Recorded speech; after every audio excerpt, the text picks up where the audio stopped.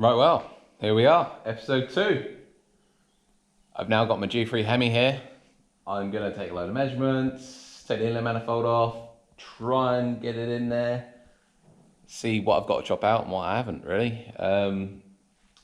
Now I know I should realistically be chopping those chassis rails out, basically building a space frame car, building it into it, but it would just take too long.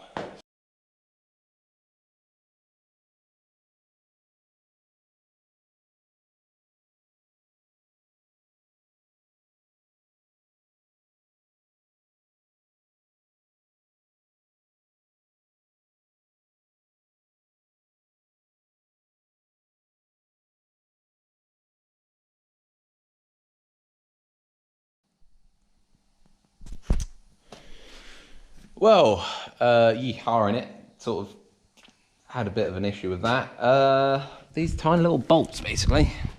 They're captive with this little sleeve inside there. And I don't know if you can see that.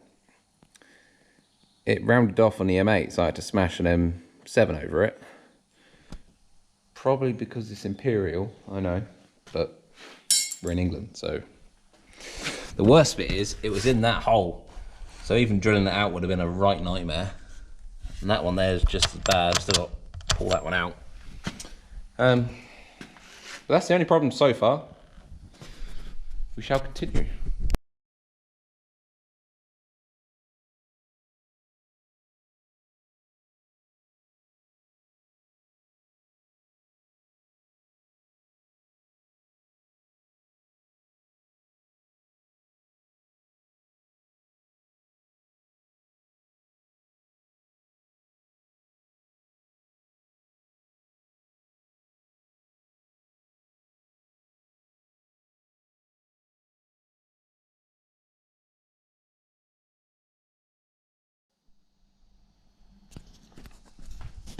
Well,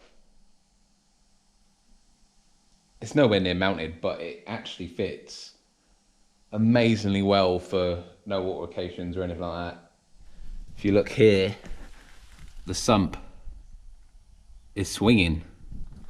It's got that much room between the steering rack, cross member, and anti-roll bar, which I thought I was going to have to drop out the front here and maybe wing it, but straight in. Straightness wise, it still needs to be a little bit straighter, but from where it goes, it fits lovely. I've got a lot of room at the back, so I can go back a little bit more, obviously without hitting the steering rack. And the actual steering rack itself looks like it's manageable, and I can get an exhaust in there. And that's really hard to do on a Rover V8. But on a Hemi, it seems a bit easier, so happy days. I just need to get some bits of wood in here, get it propped up where I want it to live, measure the length of the gearbox, see where that's going to go, cut the tunnel out, put them together, slap it in, bish bash bosh, easy, 5 minutes.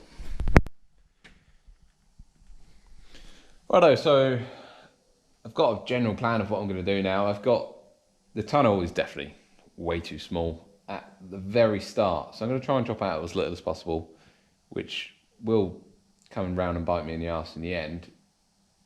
The bell housing is way too big. Obviously we've got 3 inches back, but it's way shorter than the gearbox that was in there before, but it's a lot taller, so it's definitely going to have to come out, but I don't want to hack it all out.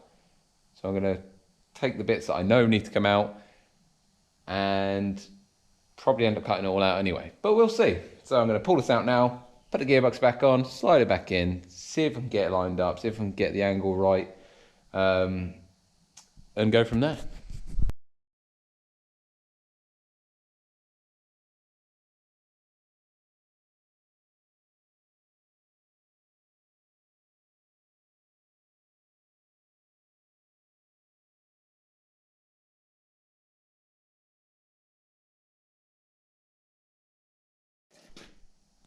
Right, well, it's only a very small segment of the bell that I actually took out.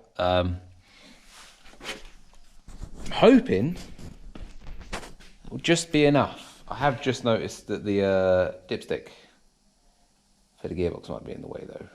So we'll see about that. It will be in the way. It will. One thing at a time.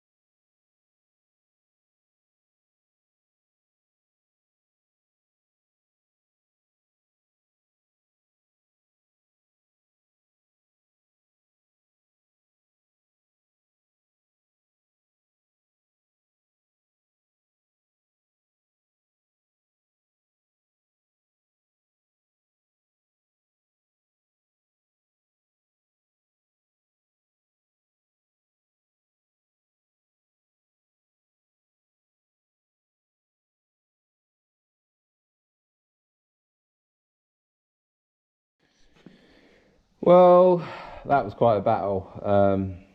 Literally just couldn't get the sump just past that bit. Obviously got to take more out.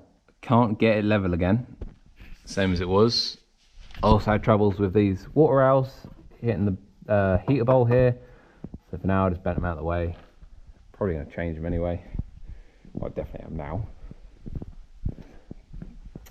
As for the tunnel, which is really dark in here, I didn't realise that. Actually not that bad. Annoyingly, to get the engine level, that top bit's going to have to come out. But width-wise, actually looks really snug. You could probably see more than I can at this point. No, you can't, it's pitch black. Okay, let's keep going. I see I've hooked myself a brake line there. That probably wasn't making it easy. Let's bend that out of the way. I love copper pipes. Right. Chop the top of the tunnel out. Try and level her up. Put on wood props. I'm definitely not going to get it welded today. Start the engine mounts. I've got to cut the old engine mounts out. Annoyingly, as they were there, and the hemi ones are here. Don't really like the idea of putting a pole that way. It's not a lot of strength in it. Really nice if they were here. Yeah. Cut the tunnel. Again. We knew it was going to happen.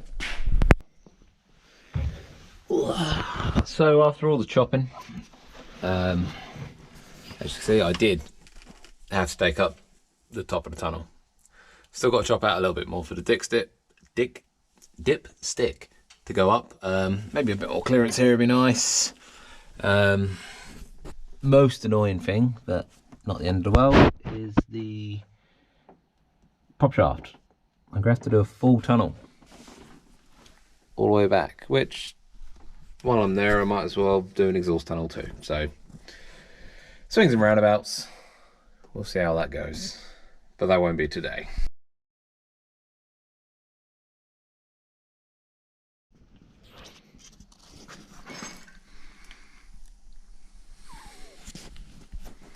There you go, my front clip fitted. This is where the radiator used to sit. So obviously this engine's coming way more forward. But that will all be changed anyway. But how close it is to actually closing? Yeah, a hell of a lot. Yeah, you can't notch that. We'll come up with an idea. Maybe a throttle cable instead of drive-by wire. Might be the answer there.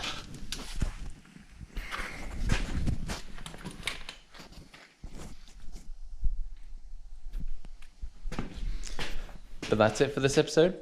Thank you very much. See you next time.